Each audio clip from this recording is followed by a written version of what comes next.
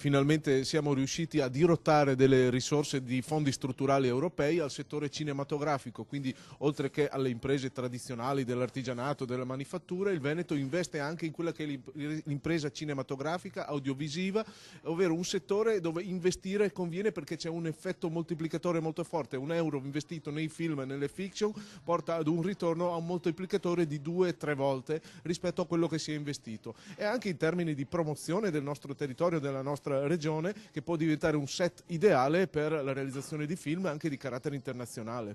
Un incontro per spiegare come funziona il nuovo bando per attirare operatori cinematografici, un comparto che quando passa in un territorio lascia competenze e professionalità. La speranza è che vengano valorizzate le risorse già presenti nella nostra regione. Secondo me è essenziale, ci sono regioni o province come Trento che obbliga l'assunzione del 20% della troupe, bisogna andare in quella direzione perché fare i film è molto formativo, quindi se vogliamo far lavorare da un lato e far crescere le maestranze venete è necessario che ci siano dei tetti minimi. Oggi molte serie, molti film non ammettono lavoratori locali e questi devono essere esclusi a mio avviso.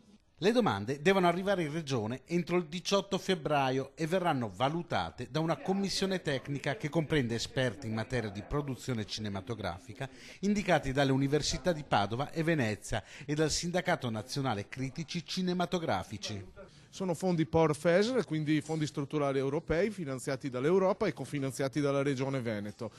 Risorse che sono immensamente superiori rispetto a quelle che avevamo con il bilancio regionale tradizionale, quindi adesso abbiamo 5 milioni di euro per questa programmazione, un primo bando da 1,5 milioni lo abbiamo presentato proprio in questo momento, in questa occasione, e il restante 3,5 milioni saranno impegnati con un ulteriore bando nel corso dell'anno.